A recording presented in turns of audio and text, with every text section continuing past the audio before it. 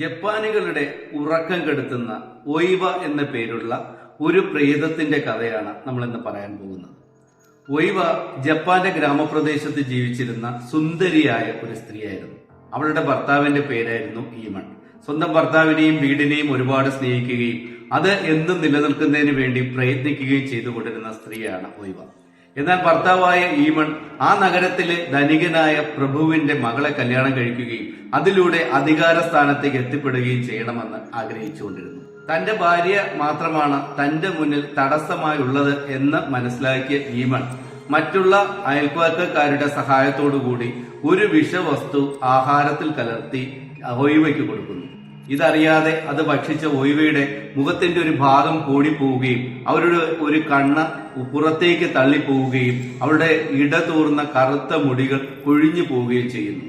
തന്റെ രൂപം കണ്ണാടിയിൽ കണ്ട് ഭയന്നുപോയ ഒയ്വ ഇത് പറയുന്നതിന് വേണ്ടി തന്റെ ഭർത്താവിന്റെ അരികിലേക്ക് ഓടിയെത്തുകയും ഒയ്വ ഓടി വരുന്നതിനിടയിൽ പാദമിടറി വീഴുമ്പോൾ ഈമൺ അയാളുടെ ഉടവാൾ അതിനു നേരെ വെച്ച് അതിൽ തറച്ച് ഒയ്വ മരണമടയുകയും ചെയ്യുന്നു.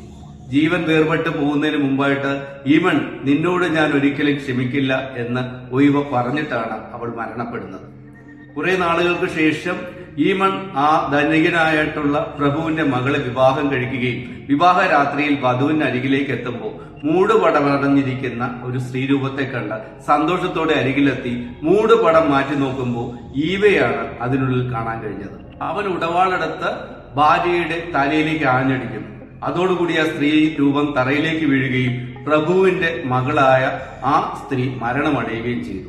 ആ മുറിയിലാകെ ഒയ്വ പടർന്നു കയറുകയും കണ്ണാടിയിൽ പ്രതിബിംബിക്കുകയും അവനെ ആക്രമിക്കാൻ ശ്രമിക്കുകയും അവളുടെ ഭീകര രൂപം കാണിച്ച് അവനെ ഭയപ്പെടുത്തുകയും ചെയ്യുന്നതോടുകൂടി ഈമൺ ആ വീട് വിട്ടിറങ്ങി ഓടി മലമൂടിലുള്ള ഒരു ചെറിയ കെട്ടിടത്തിനുള്ളിൽ പോയി ഒളിക്കുന്നു.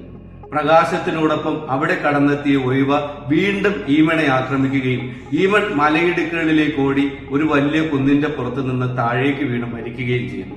ഈമന്റെ ശവശരീരം പോലും കണ്ടുകിട്ടുക ഉണ്ടായില്ല എന്നുള്ളതാണ് ഈ ഇതിഹാസത്തിൽ പറയുന്നത്. ഇന്നും ദുഃഖ പരിവേശിയായ പ്രതികാരത്തിന്റെ കഥയായ ഒയ്വയുടെ ഇതിഹാസം അഭിനയിച്ച് സ്റ്റേജിൽ പ്രതിഫലിക്കുന്ന നടീനടന്മാർ ഒയ്വയുടെ ശവകുടീരത്തിൽ പോയി പ്രാർത്ഥിച്ചു വന്നതിന് ശേഷമാണ് ഇതിലെ കഥാപാത്രങ്ങളെ അവതരിപ്പിക്കുന്നത് എന്നുള്ളതാണ് വസ്തുത. ഇന്നും ആധുനിക യുഗത്തിൽ പോലും ഒയ്വ എന്ന് പറയുന്ന പ്രേതത്തിന്റെ പ്രതികാരത്തിന്റെ കഥയിൽ ഒരുപാട് വിശ്വാസം ജപ്പാനികൾ വെച്ചു പുലർത്തുന്നുണ്ട്.